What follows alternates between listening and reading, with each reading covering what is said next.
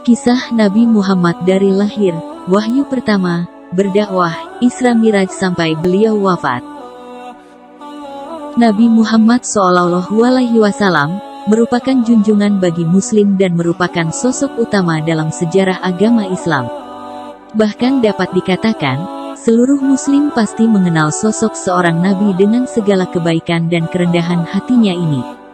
Nabi Muhammad lahir di Makkah, 12 Rabiul Awal kalender Hijriah. Peringatan hari kelahirannya pun kerap disebut dengan Maulid Nabi Muhammad SAW.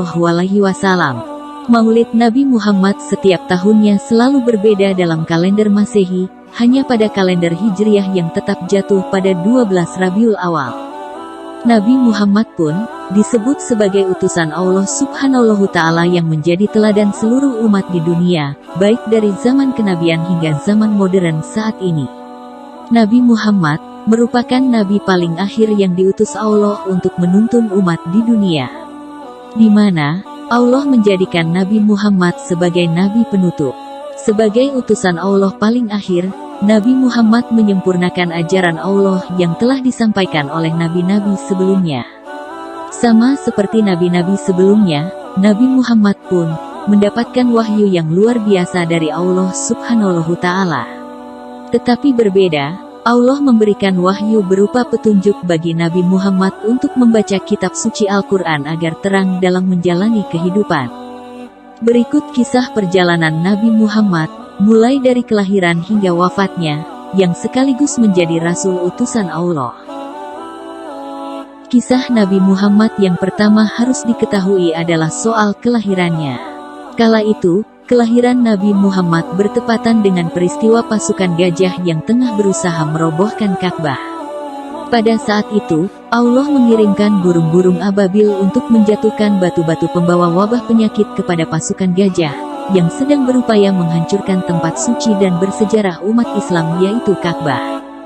Di tahun gajah inilah, Nabi Muhammad lahir di Makkah dan besar sebagai anak yatim karena ayah Nabi Muhammad, Abdullah, telah wafat sebelum Nabi Muhammad lahir. Nabi Muhammad dididik dan dibesarkan oleh seorang ibu yang mulia, yaitu Aminah. Setelah beberapa waktu bersama sang ibu, kemudian Nabi Muhammad dibesarkan oleh kakeknya yang bernama Abdul Muthalib. Namun tak berselang lama, setelah 2 tahun bersama sang kakek tercinta, Nabi Muhammad harus rela ditinggalkan kakek yang turut membesarkannya. Pada usia 8 tahun setelah kepergian sang kakek, Nabi Muhammad kemudian diasuh oleh pamannya, Abu Talib. Meskipun hidup fakir atau kesulitan dalam mencukupi kebutuhan hidup, namun Abu Talib adalah seorang dermawan yang rajin berbagi dan bersedekah kepada sesama. Walau dalam keadaan sulit, Nabi Muhammad dapat tumbuh dan berkembang dengan baik bersama pamannya. Setelah peristiwa kelahiran, kisah Nabi Muhammad berikutnya yang patut menjadi teladan adalah peristiwa diturunkannya wahyu pertama dari Allah. Sebelum dijadikan seorang rasul, Allah pun telah memberikan anugerah keistimewaan kepada Nabi Muhammad. Salah satunya adalah wajahnya yang bersinar terang, hingga mampu mengalahkan sinar rembulan.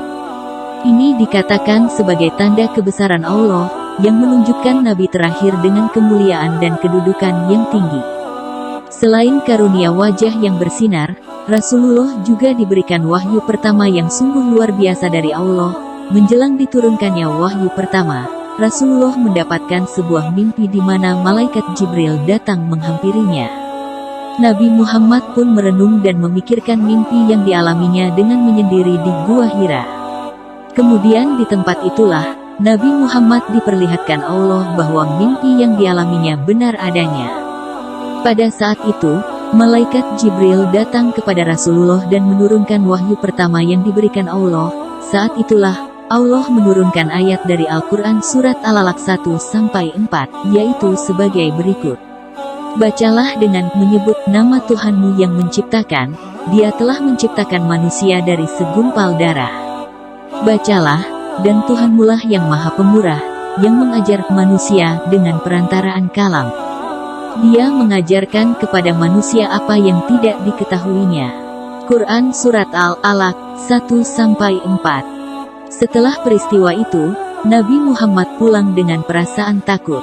Namun disinilah waktu di mana kisah kerasulan Nabi Muhammad dimulai. Di mana Nabi Muhammad sebagai utusan terakhir yang akan membawa kedamaian bagi seluruh umat manusia. Kisah Nabi Muhammad berikutnya yang tidak kalah menarik adalah kisah perjalanan dakwahnya secara diam-diam. Setelah mendapatkan wahyu pertama, Nabi Muhammad kemudian mulai melakukan dakwah secara rahasia atau sembunyi-sembunyi. Khadijah, Abu Bakar Al-Siddiq dan Zaid bin Haritsah, Ummu Aiman, Ali bin Abu Talib, dan Bilal bin Rabah merupakan orang-orang yang menjadi pengikut pertamanya. Setelah beberapa tahun melakukan kegiatan dakwah secara rahasia, kemudian Allah memberikan perintah untuk berdakwah secara terang-terangan. Perintah ini seperti yang tercantum dalam Quran Surat Al-Hijr ayat 94 yaitu sebagai berikut, maka sampaikanlah olehmu secara terang-terangan segala apa yang diperintahkan kepadamu, dan berpalinglah dari orang-orang yang musyrik. Peristiwa Isra Mi'raj juga termasuk perjalanan penting dari kisah Nabi Muhammad, yang bermakna dan mempunyai pesan mendalam. Peristiwa perjalanan Nabi Muhammad ini bermula ketika istrinya Khadijah dan pamannya Abu Talib wafat.